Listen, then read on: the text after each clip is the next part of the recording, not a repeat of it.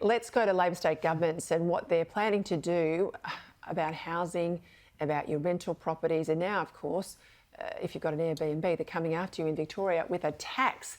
Now, this is a big issue because in a lot of regional areas which are really doing well with tourism, there's not a commercial property for people to stay at. So they rely on these sorts of properties to stay at, and they need the tourism. Well, I reckon a lot of them will exit the market. In Queensland, the Greens want a similar tax on anyone who advertises their home on an Airbnb for more and gets back more than about $10,000 a year. Honestly, you can't turn around, Teena, without government wanting to put their hand in your pocket. Especially Labor government, Peter.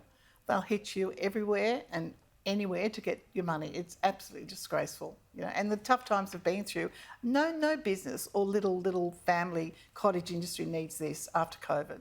And my point of, you know tourism and marketing better than anyone. I mean, the point about regional communities, you often need these homes to stay. You have got another option and they need the tourism. But why would anyone invest, if you're an investor, in Queensland or Victoria now? When you've got the government stipulating what you can do with your property, I just find it so appalling. And you're right. And the sad thing is that they won't pay. You know, the owners in the end will be pushing it on to the poor buggers who are trying to have a bit of R&R.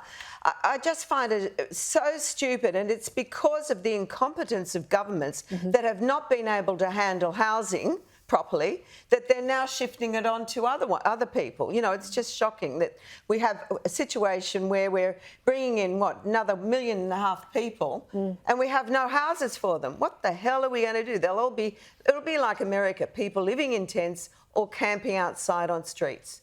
As all this false accounting trick for the bottom of the budget, but we're in a per capita recession. I mean, per person we're in recession, and this is where we're headed. Hey, Teena, I've got to ask you about, I shouldn't laugh because it's not funny, but it's just you've got to shake your head. So librarians in Victoria now have to have anti-violence training. They're being intimidated and trolled, they say, all because they've made a decision to have these drag time storytelling things for kids. Now, rather than have to have all of this training for violence and protesters, a lot of them are from the left, of course, how about they just not have the drag queens and story time and kids? Exactly, don't have it. I tell you who would love drag time and story time at the old people's homes, Peter. Go and entertain them. They would love a drag queen to come and sing to them. But no, they're not harassing the aged care homes. They're going after kindergartens and libraries. Disgraceful. I don't like that. I don't like it at all. The whole concept, you know, I'm picturing karate librarians. I mean, these mild-mannered bookworms are going to suddenly become experts in self-defence. But, you know, I think this is so insidious, this creep of sexualising our kids and you know, teaching them about dysphoria. So shut it down. You know, it's just all sick, and I think parents need to be really vigilant about this now.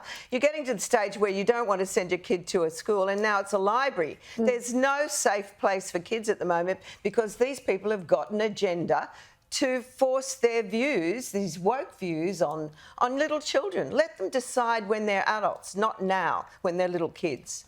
Right, later on tonight, you and I are going to a big event in Sydney to commemorate the 10th anniversary election of the Abbott government. I'm on the stage as a bit of an MC there, but tell the viewers about it. Well, there's a huge crowd, Peter. We've got a wait list, so everyone's really keen to see Abbott and Dutton, of course. But, Peter, I've got to tell you, there's great excitement that you're going. You've got a great fan base out there. All my wonderful viewers on Sky News. No, they are just so excited. So it'll be a great night, a wonderful night. But what a shame he's not the Prime Minister now. That man, I think you speak for a lot of people. You know, every time he speaks or writes something, you think, you know, the intelligence, the empathy. He's just the most amazing person, and sadly, you know, we've lost him. But the party hasn't lost him. The party hasn't lost him. Yeah. The Voice campaign hasn't lost him, and I have to say, I wish tonight was celebrating 10 years of an Abbott government, not 10 years since the election, but there you go.